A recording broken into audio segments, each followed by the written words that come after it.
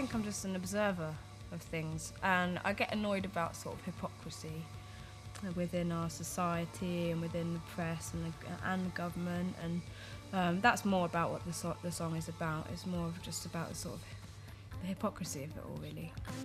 It's such a big thing, isn't it? Drugs. It's sort of such a taboo subject, but then and maybe it is just me and the environment that I've grown up in, but literally everyone I know is on drugs, or has been.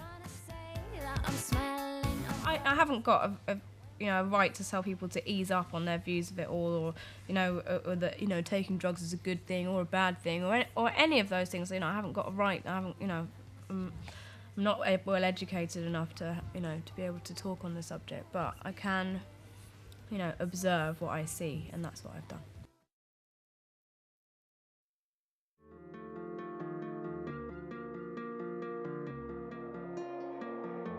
I wanna be rich and I want lots of money. Actually, it was never written about me, although in retrospect, listening to it, I could see how people could put the two together and assume that it was.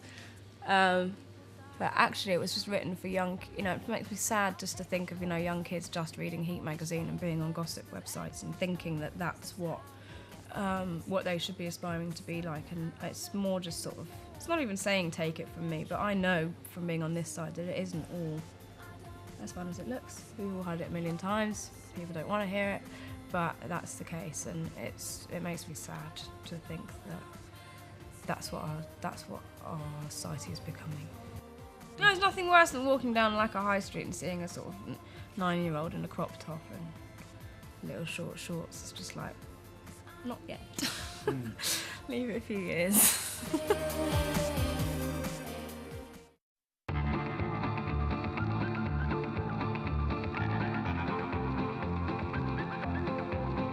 Oh, he treats me with I can get on with someone really, really, really well. And if they're no good at having sex with me, it really upsets me because I think, oh God, this is someone I'd really like to spend the rest of my life with. But I cannot face having bad sex for the rest of my life. Can't you teach them? No. Even men are not ineducable. No, it's just like, come on, you either got it or you don't.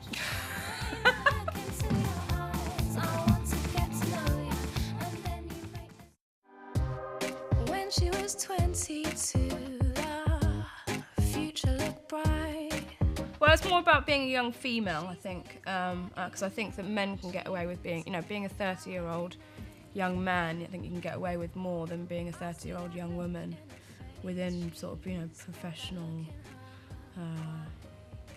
can't think of the word I'm looking for, environment.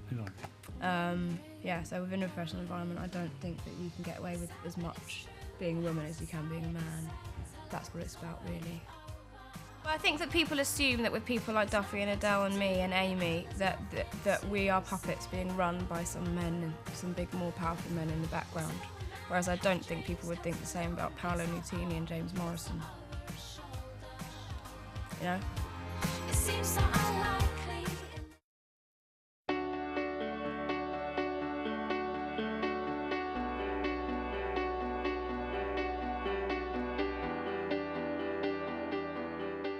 It's about a relationship that I had with someone, and when I, left that person, everything felt, and I'd never been in a relationship before where it ended and I'd felt okay. And that was the first time it had happened, really.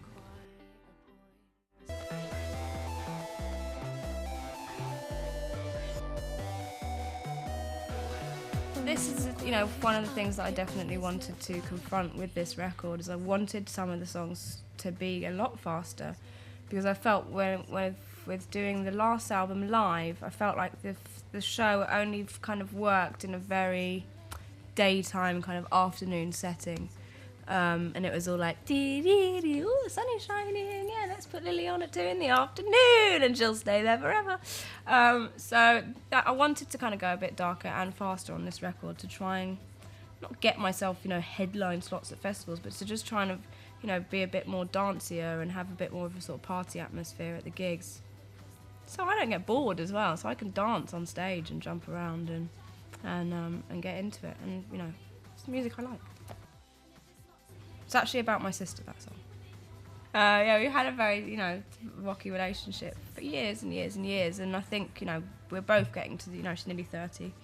I'm 23. And I think it's got to the point where we can't argue like teenagers anymore. And I think that was sort of my olive branch, really, to her. I played it to her a long time ago, and it's kind of worked, We've sorted a lot of things out. She even stayed at my house last night.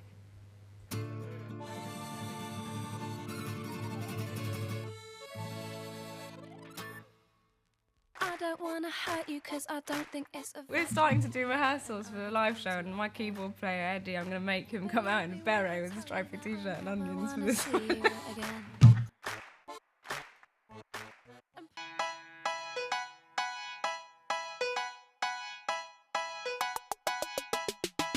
Look inside. It's about sort of fascist, horrible, nasty people, really. Not about one particular person, although it became about one particular person. It's something that is almost sort of a trademark of mine, really. Something you saw on Smile, something you saw on LDN. It's that thing of having such sort of positive, bouncy music and trying to counteract that with something dark and real and scary, and hurtful and upsetting and unjustified, or any of those things. And that's a lot of what making music is about for me. It's about listening to. And I want people to just kind of hear it as if it's almost like elevator music, like lift music, and then suddenly be like double take, like what? Did she just say that? And I think you're more likely to get people to listen to those things if you disguise it within that kind of music than you are if you're really hammering those points home. Because then it just becomes preachy, rather than enjoyable.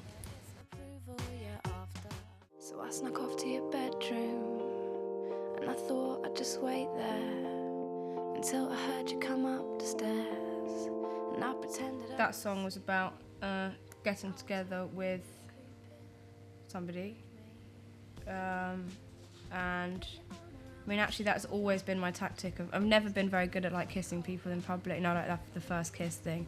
It would always be me going back to somebody's house, orchestrating going back to someone's house, and then literally taking my clothes off and jumping in their bed and pretending to be asleep. It's the only way I've ever been able to pull.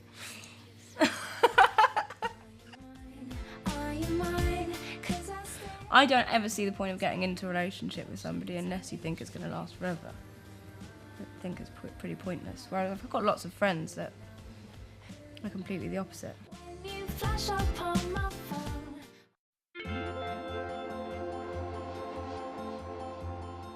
It's important, this song, I think, on this record, and it's it was the only way that I could really write about my mum without it being really, really nauseating. I guess that's why you don't really know it's about her, but it's that's what I do love about my mum the most, is her ability to make me feel like I'm at home.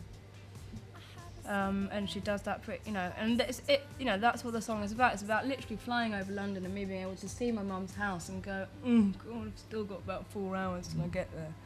Which is something I get every time I fly into London, which is about twice a week. And it does get quite repetitive, and it's just like, I just want a cup of tea and I want beans on toast. And my mum's good at knowing what's going to make me happy. Would you please take me away from this place? I cannot bear to see. I always had this thing of when I first got my car when I was young. I used to have this thing where I would be like, I don't understand why I can't park my car wherever I want. Double yellow lines just meant nothing to me. I was like, God did not make the world so that I could not park my car on there. I suppose that's what the song is about, really. It's like, okay, if God really did exist on this earth, would he be really ashamed of the people that did, petty crimes like driving in their car without insurance, or evading their tax, or, which political party would he vote for? These are all, questions that we're confronted with every day. Moral questions, and, I just wonder, would he give a fuck? I don't know. One thing that he's sure of.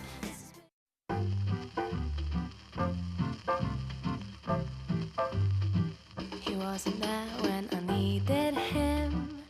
It just sort of explains a lot about my dad and how, he wasn't there a lot. It's quite simple, really.